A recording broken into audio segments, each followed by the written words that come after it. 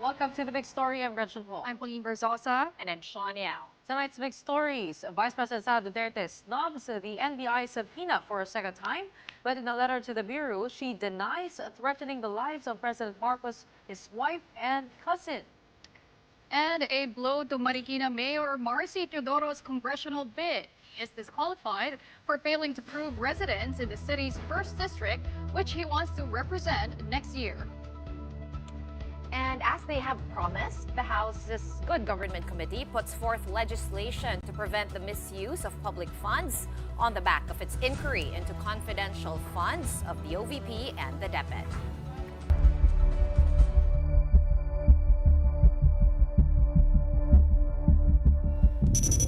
For the second time, Vice President Sara Duterte skipped a personal appearance at the National Bureau of Investigation. Instead, she sent a letter through her lawyer. And in that letter, she denied threatening President Bongbong Marcos, his wife Liza, and his cousin, House Speaker Martin Romualdez. Now recall that she intimated contracting somebody to kill the three in the event she is murdered. However, Vice President Duterte did make it to the Thanksgiving party that her office threw for the media. In a press conference after, VP Sara said that she does not regret her kill statement. The big story tonight from Brian Basa. Vice President Sara Duterte was a no-show yet again at the NBI, despite the fact that this is already a rescheduled appearance. State investigators issued another subpoena for December 11th after Duterte asked to skip the first summons dated November 29th. Instead, a lawyer appeared on VP Sara's behalf. He did not say why his client was missing the appointment again. Hindi ko siya darating hindi ko darating. Yun lang ho, hanggang doon lang ho ako. The lawyer only brought an explanation letter from Duterte, which the NBI did not detail. What the Bureau only divulged, the VP rebuffing possible charges that could be filed against her, such as grave threats and violation of the Anti-Terrorism Act. She vehemently denied the accusation that she threatened the President, the First Lady, and the Speaker. But in a Thanksgiving party on the same day she's supposed to appear at the NBI, Duterte says she has no regrets over her kill threat. No, ma'am. Buti na yung alam nila, ma'am, na pag namatay ako, hindi talaga ako, I will not die in vain. The vice president also sharing her reading of the ongoing investigation against her. Duterte believes there's been a plan all along to use the anti-terrorism law to ease her out. Very recently, I read again the law, and then I found there that there is a provision there, removal from office. So, on that point, it's still kumbaga an avenue, I think, that they're pursuing to remove me from office. While the NBI has guaranteed a fair probe, VP Sara doubts it will happen. And if at some point a warrant for her arrest is issued, Duterte says she will not evade prosecution. I want to be able to still see my children. So I have no plans of doing that. I have no plans of leaving the country to hide. For News 5, I'm Brian Basa, and we are One News. So where does the probe of VP Duterte go from here, with her failing to personally explain her side? Let's ask or throw that question to our first guest for tonight. We have on the line Justice Undersecretary Jesse Andres. Magandang gabi po sa inyo. Yes, good evening everyone, Yusek, ladies and everyone in audience. Yusek, let's go to the recent update. Vice President Sara not regretting what she said about the President, the First Lady, and cousin Martin Romualdez, and her non-appearance at the NBI, sending her lawyer, sinabi niya hindi naman required ito, yung kanyang appearance. Tama po ba yun? And what do you take from her statements?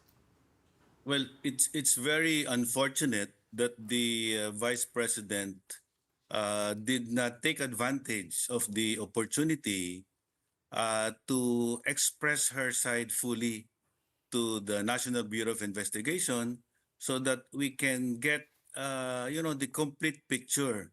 There were two matters that were supposed to be the subject of the investigation. And first and foremost was also the alleged complaint of the vice president that there were also threats on her life. The National Bureau of Investigation is also tasked to investigate this kind of matter, a national security matter that involves the life of the vice president.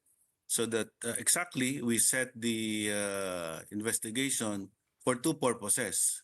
And the first one was really to get to the bottom of the alleged threats against the vice president. Because normally there is a security officer assigned to the office of the vice president, and this security officer should have registered a police blotter complaint regarding any threat to the principal, to the vice president. And as of this time, we are not aware of such a threat or a complaint in the police blotter with respect to threats on her. So the second matter that we were supposed to investigate were her utterances, that the threats that he gave on the life of the sitting president, the First Lady, and Speaker Martin Romualdez. So there is a legal compulsion for any person who is the subject of a subpoena coming from the National Bureau of Investigation uh, to come and shed light on the matter under investigation. This is a compulsory legal process because the mandate or the charter of the National Bureau of Investigation empowers it to issue a subpoena with legal compulsion to attend. So that is also another possible criminal offense that the vice president would commit if she would not heed the subpoena. And apparently she has no intention whatsoever to heed the subpoena, as she is saying that there is no need for her to attend the investigation, and he is just plainly denying everything. So it's unfortunate that this chance, this opportunity that the vice president is being given to present her side is practically being waived Okay. by the VP. Okay, Yusek, let's dissect that into three issues. So the first is Sure. the threat versus her. The second is the threat that she made, right? And the third is what you just said. Let's do the threat versus her. In a press conference earlier today, the vice president did give a statement when asked by reporters, no, as to why she didn't report or supposedly did not report, because she has been saying na dokumentado naman eh. All the threats against her have been documented. She even mentioned police blotters in the press con earlier. However, she did say that she doesn't trust the authorities. Now, what happens to that threat, right? So you can't investigate it because it has actually not been reported to you guys. Supposedly, No, you're saying you haven't found the blotters either. She claims there is a blotter. So where does that go? Let's get this out of the way because this is, I think, the shorter issue. It would be much easier if the vice president would simply provide us with the earlier police blotter, because we are also taking our own effort to, get from the intelligence community any alleged threat against her life. So if there is a particular person, individual, or situation that may have caused a threat on her life, it would be much easier for the NBI to proceed with a follow-up investigation if she would give details. But I do not know why she is, very uncooperative on this aspect.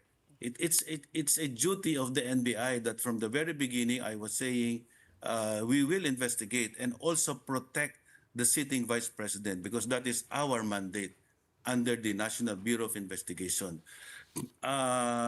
You were also asking whether we can investigate this independent of her report. Yes, we are also taking our own effort, our own initiative, independent of her own complaint, to find out whether there are threats.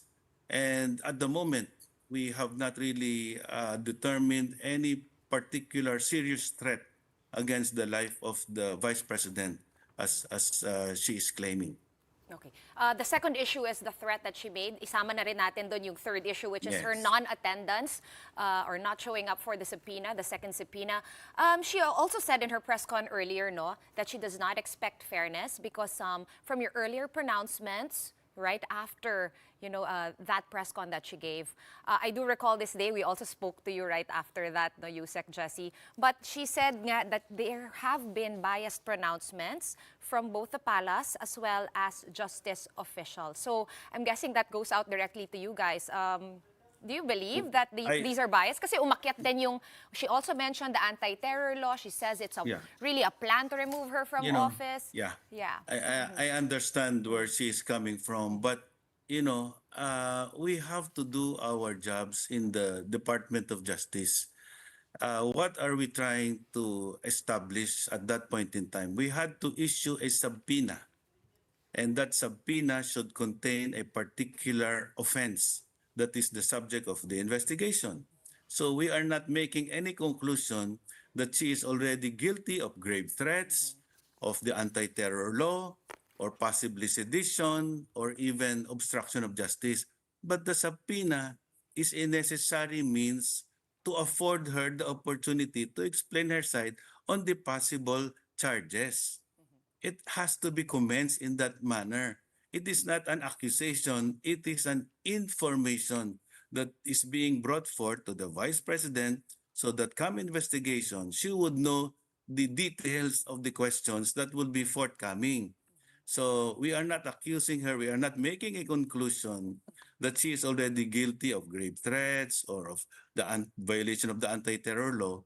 But in our public interviews, we have to inform the citizenry, those who, like people like you, so that you would be able to understand what are the possible elements of a violation of the anti-terror law. So if all of these theoretical discussions will be substantiated by actual evidence after the investigation, then due process is served. But for us to make a discussion, we always end it by saying, but nonetheless, we will give the Vice President the full opportunity to present her side, and we will also gather evidence, both incriminating, possibly incriminating, or exculpating in the course of the investigation. So it is not a closed book. It is the matter of due process that we are trying to ensure.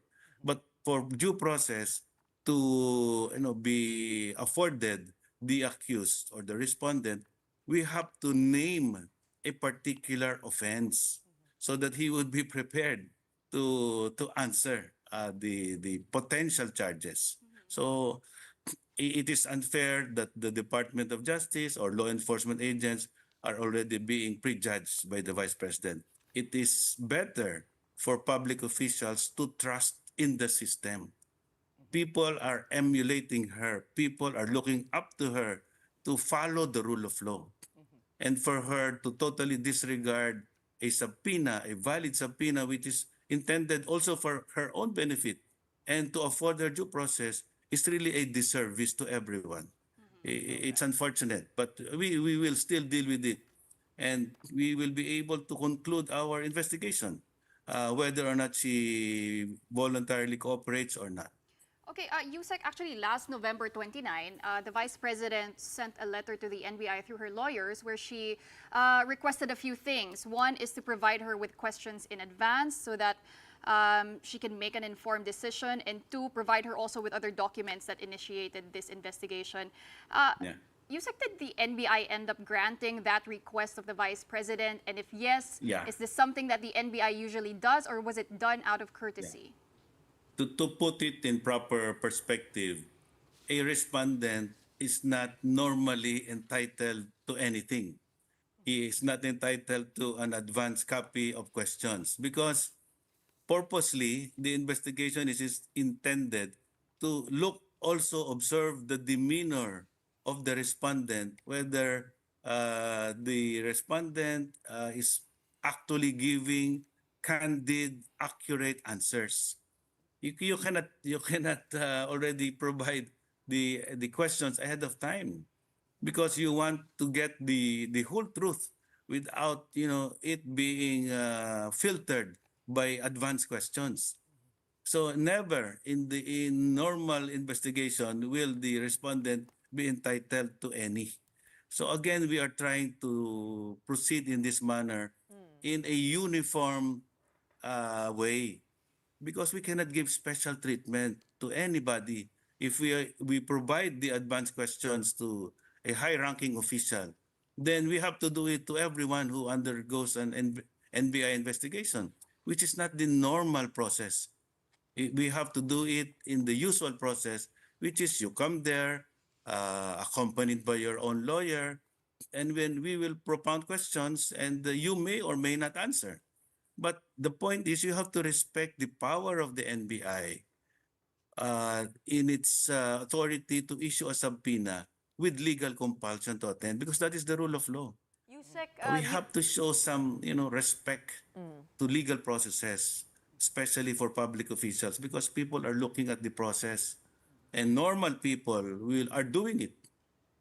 And we cannot allow a special treatment for the vice president in this regard. Yusek, speaking of legal processes, you said Yes. in the past that the ombudsman had the authority to discipline and investigate government officials in the context of VP Sara's alleged threats.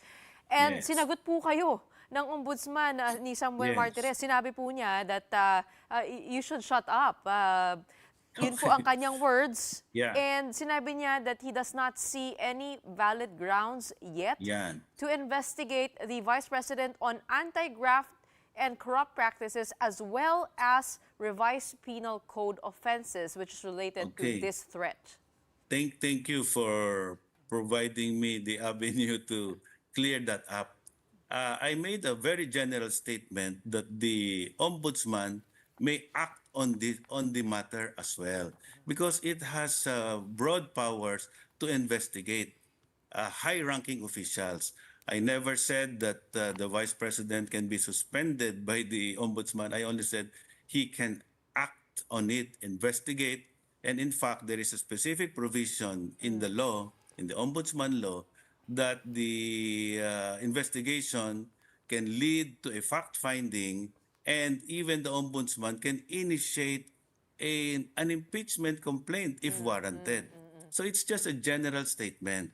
And with respect to the graft law, the anti-graft law, RA 3019, definitely the ombudsman has power to investigate because public officials that would violate the anti-graft law will be investigated by the ombudsman, and eventually it can be filed with the Sandigan Bayan, and But that to- is the but to take primary over- jurisdiction of the ombudsman. But to take so over I the am just investigation. opening up that possibility, but I am not compelling anyone to act in any way, because we have our own jurisdiction.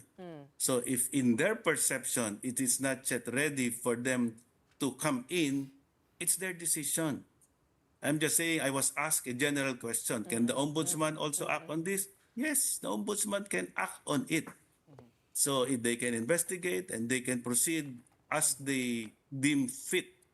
That's why I was surprised why my statement was misinterpreted, because I'm not asking anybody to act. I'm just saying they can possibly investigate and act on it if they deem it proper based on their own evaluation. Pero Okay, thank you Yusek, for clearing that up. pwede mag-take over yung ombudsman. Kasi sinabi niya pwede daw siya mag-take No, over. that's why I wanted to make that. Okay. In response to that statement, I said that the Department of Justice will stand up to proceed with the investigation, because this is not a matter committed by a public official in the performance of official functions. The grave threats is a personal act. It is not in relation to her being a public official. Right. Only the hold that- matters referring to the misuse of public funds is an area that falls within the 3019 or the anti-graft law. Yusek, With let's- respect to the anti-terror law, no, the ombudsman cannot take over. And with respect to the grave threats and sedition, the DOJ has jurisdiction. Okay, thanks for clearing that up, Yusek. Actually, that's what I wanted to talk to you about, yung threat, no? Like you mentioned, and like the Vice President insists, it is of a personal nature. I think that was her Yes. argument kanina, no, kung bakit hindi daw siya grave threat. So bakit daw tinatawag siya na grave threat, right?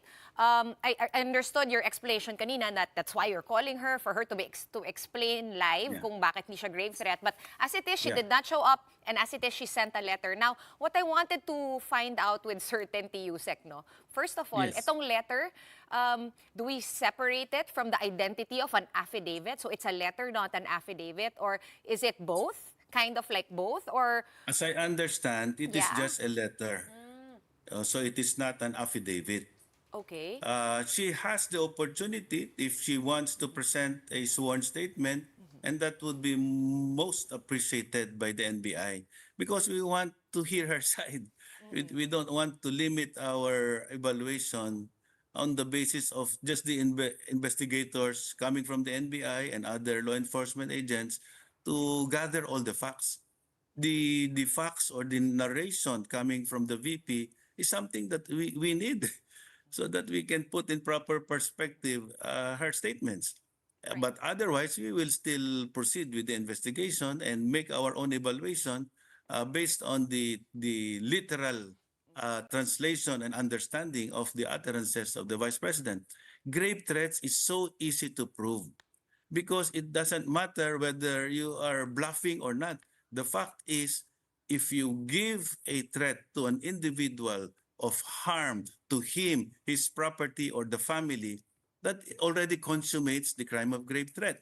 The anti-terror law also is being looked at because it is a very broad law where a threat to the life of a public official, when it is being done to sow fear or intimidation, can already be punishable even if it is not actually done.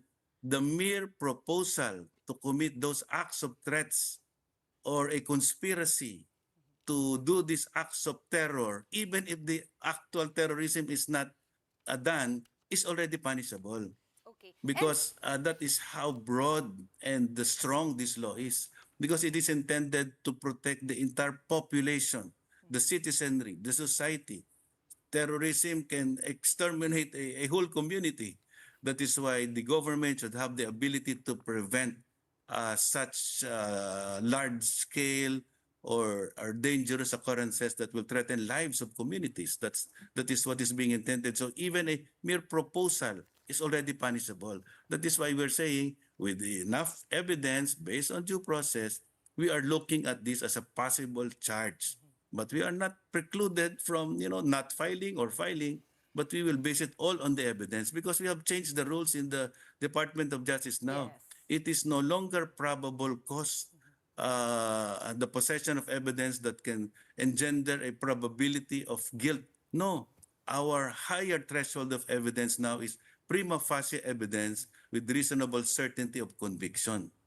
So it is not a flimsy evidence, it's not a slight amount of evidence. It is convincing evidence that will warrant a conviction in court.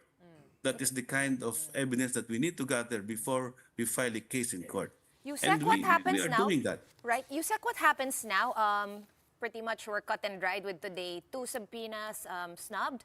What happens now? Does the NBI proceed to investigate, then refer it to you guys pag may charges na with all the prima facie evidence? What are the Yeah. difference? How many scenarios are we looking at here? Yeah. There is a principle in constitutional law that you have the right to remain silent, you have the right against self-incrimination. But the government and the law enforcement agents are not helpless in gathering evidence. We can apply to the courts for a cyber warrant, a warrant for more information. We can subpoena more people. We can investigate previous acts committed in the past. There are many things in the past that are covered by media. The previous utterances of the Vice President are all evidence that can be used in this investigation. Okay. We have to put the entire context. If it is a sedition matter, it is not an isolated snapshot. It has to be a public and tumultuous act that affects security. So it is not just the statement given during the press conference where the vice president made threats on the life of the president, the first lady, and the speaker of the house. There are so many other statements that you can take in to put the correct context of that last statement. Yusek, So bilang panghuli, that taken oo. together will be the evidence in chief. Yusek, bilang panghuli, ano, kasi naubusan na po tayo ng oras, ano. Sorry, yeah. The one threatened here is the president. What if he does not want anybody to pursue this anymore? Because he says this is a waste of time. Is there no case that... As I understand, the president was referring to the impeachment process as Just a waste of hypothetically. time. Hypothetically. But what if ayaw na po niyang i-pursue yan? In every criminal offense, there is a public interest involved because the criminal laws actually protect the public, not just the private offended party. So there are three possible private offended parties: the president, the first lady, and the speaker of the house. They can be complainants. They can decline to participate, and that would not proceed to engender sufficient evidence for a conviction. And that is probably a reason where the courts can acquit the accused if they will not participate in the trial itself. But All right. the job of the Department of Justice now first is to determine whether a charge should be filed in court. Whether or not they will participate in the eventual court proceedings as witnesses would be a different matter. So it is possible that the court will not find the accused guilty because there is not sufficient evidence, and that is when desistance is resorted to, affidavit of desistance, so that the court will have a basis to dismiss the charges. All right, We'll see. we shall await the next moves of the NBI and the DOJ. In the meantime, thank you so much for explaining all of that to us and joining us on the big story tonight. Justice Undersecretary Jessie Andres. Oh, we're taking a quick timeout, but up next, Marikina Mayor Marcy Teodoro's congressional bid gets shut down by the COMELEC, citing residency issues. We'll get the reaction of Mayor Teodoro himself in just a bit, but here at One News.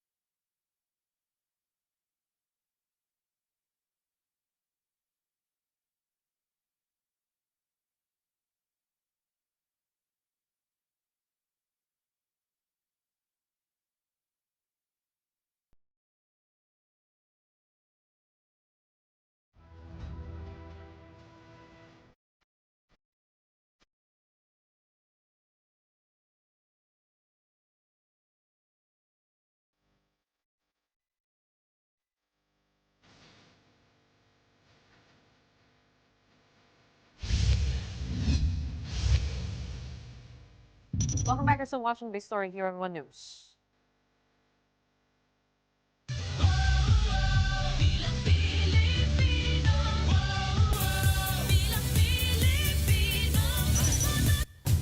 Okay, just in case you forgot, because we were a bit late with that T-card. But yes, elections are coming up next year, and incumbent Marikina Mayor Marcy Teodoro has been disqualified from his congressional bid. In a 25-page decision, the COMELEC's First Division canceled Teodoro's certificate of candidacy over material misrepresentation. The poll body says the mayor failed to establish that he, in fact, is a resident of the 1st District of Marikina, at least 1 year before the midterm elections. Now, the case's petitioners included Senator Coco Pimentel, who would be Marcy's opponent for the House seat. Reports say that Teodoro submitted notarized documents placing his residence in the 2nd District of Marikina in Barangay Tumana.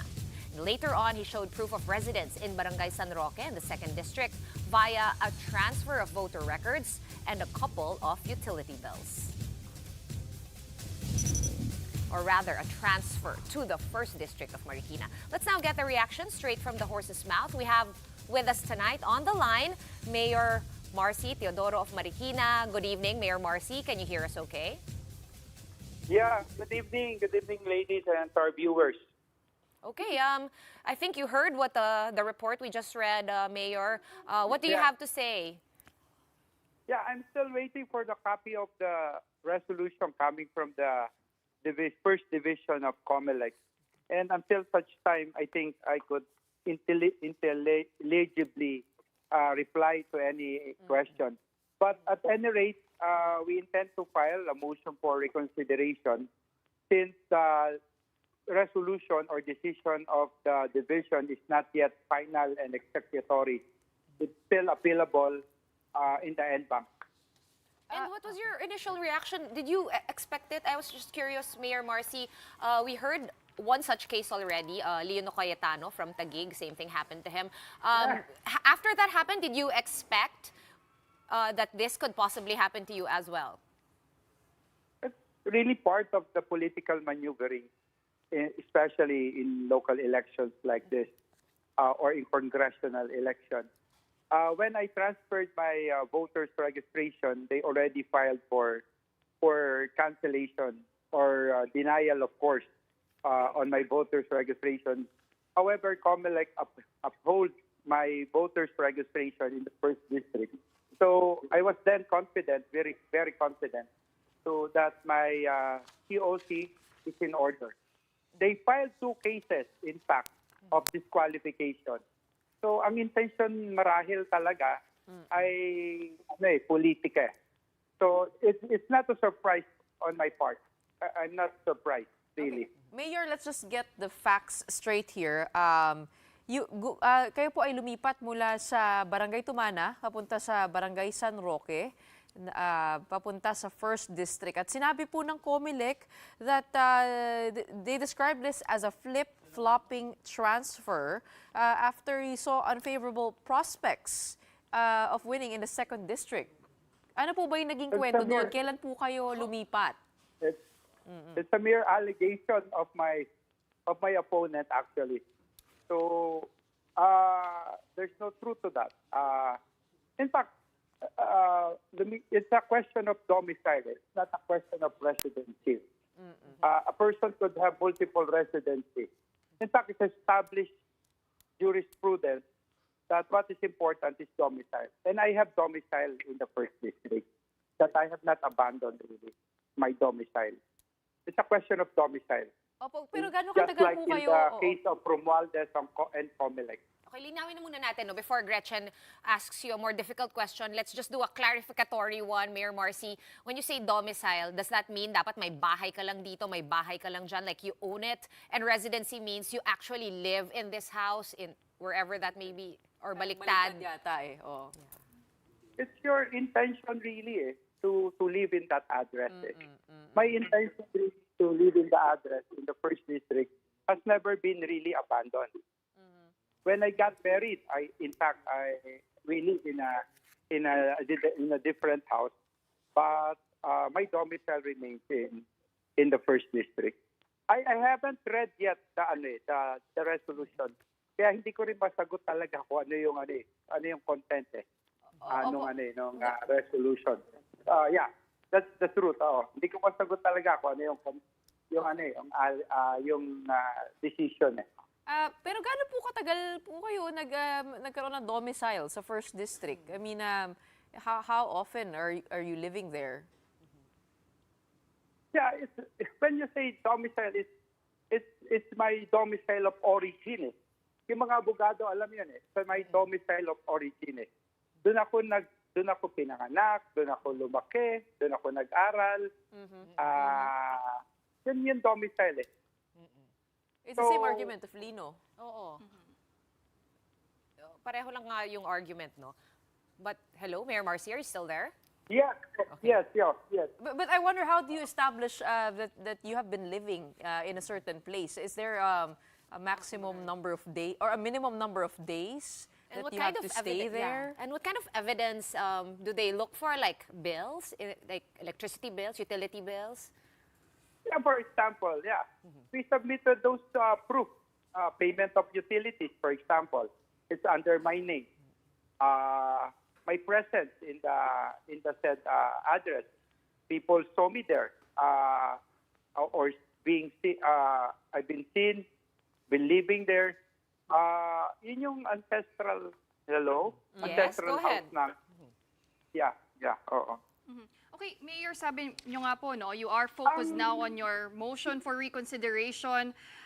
Pero, Mayor, in the event na hindi po mag-grant yung inyong appeal, are you already thinking of, kasi ang rules po ng COMELEC is pag disqualified, ang pwede lang po pumalit is someone who shares the same last name. Is that already in your... I'm not thinking that. I'm not contemplating on that. Okay. I'm not contemplating on that. I will abide by the wisdom of the COMELEC, whatever. I'm just exhausting my legal remedy to make an appeal to the NBank. Perhaps tomorrow we will prepare our motion for reconsideration. Pag natanggap ko yung resolution. Wala pa talaga akong kopya, official copy ng resolution. Mayor, pero sinabi po din ng COMELEC, nasa inyong counter affidavit and position paper, your legal counsel actually provided your address in Barangay Tumana, which was in the 2nd District, at kapareho daw po na ang address na nakalagay sa driver's license po ninyo, which proves otherwise that you actually live in the 2nd District and not the 1st. Yun po yung kanilang argument naman. Yes, but it's not a sufficient basis to establish that you have domicile in that area. It's a question of domicile. It's not a question of residency. You could have several residences, but one domicile only. Oo, pero nagkamali po ba yung legal counsel po ninyo sa nilagay sa position paper? Hindi nagkamali. Kasi yung ginamit na basis na yan is a reply for, I think, for another document. But it's not an election-related document, in fact. It's not an election-related document. It's a different document. But it's not an election-related document. Kaya yun yung sinasabi namin. All of my documents being submitted when we have our voters registration, when it's consistent. Hindi ko masabi kasi hindi ko nababasa talaga pa yung resolution. Okay. Kaya hindi ako maka-reply talaga. All right, well, I guess fair enough, no? We would like to ask you after you've got it. Maybe we can just call you then, once you've had a good read and your legal team has given advice. Yes, of course. Yeah, of course. Yeah. Okay. Ang sinasabi ko lang generally, in case, nasa news na pero I haven't yet received it. If I receive it, tomorrow we will file a motion for reconsideration. The exhaust namin. We're not thinking of other options. We will exhaust yung legal remedy of appeal to the NBank. Kasi hindi naman final and executory talaga yung decision sa division. Okay. Ganito na lang, Mayor, no? Tawagan ka namin once, of course, lagi mo na kami nakabantay kung anong update. Pag may nagtatanong sa akin, Mayor, disqualified ka na ba? No, not yet. I'm still an official candidate. Okay, so the fight isn't Oo. over. Kaya, duda rin ako eh. Nauna pa news eh, kesa sa akin. So somebody have leaked Okay, it. tuloy ang laban. Sige, Somebody have leaked it, the information. Di ba? Wala pa akong kopya ngayon. That's really the funny part of it. All right, we'll call you back, Mayor. But for tonight, we've run out of time. But thank you so much for taking our call, even though hindi nyo pa nababasa yung decision ng First Division ng COMELEC. Marikina Mayor, rather. Marcy Teodoro joining us on the line from Marikina. Thank you so much, sir. All right, up next, we'll look into the House Committee on Good Government's final report on its probe on the alleged misuse of confidential funds. Keep it here on The Big Story.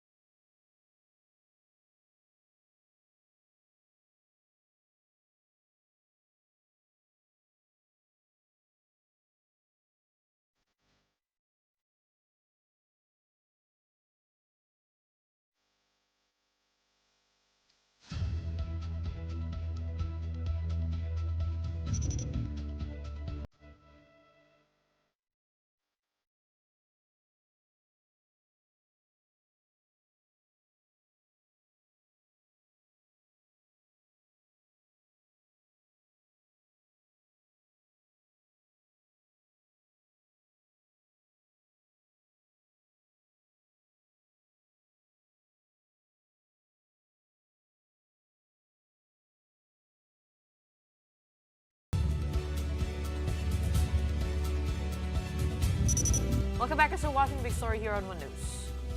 After concluding the hearings on the allegedly anomalous confidential funds spending of the offices under Vice President Sara Duterte, the House Committee on Good Government files 2 measures to ensure such misuse will not happen again. Marian Enriquez with that story. Irregularities in how Vice President Sara Duterte's offices spent their confidential funds and the lack of stringent regulations for such funds prompted the House Committee on Good Government to file 2 bills. First is House Bill number 11192, or the Confidential and Intelligence Funds Utilization and Accountability Act. The bill now clearly defines agencies entitled to confidential funds, which are agencies directly involved in national security, peace and order, and intelligence gathering. Reports for auditing on the use of confidential funds will also be required.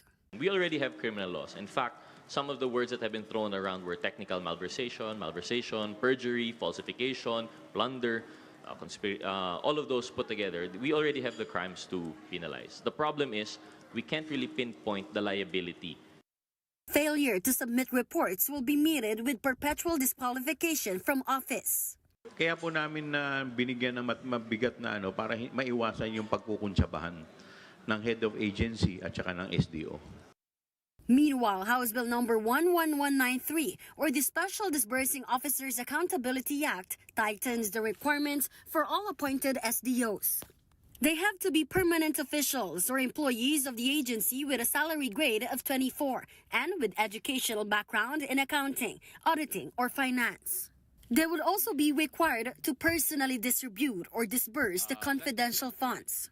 Recall that this has been the subject of lawmakers' inquiry into the OVP and the Department of Education when Colonel Dennis Nolasco and Raymond Dante La Chica of the Vice Presidential Security and Protection Group handled confidential funds, allegedly due to orders of Vice President Duterte herself.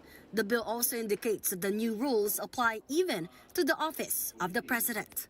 For News 5, I'm Marian Enriquez. We are One News. Before we go, here's our big picture for tonight. Again, a reminder, we just have about 2 weeks to go before Christmas.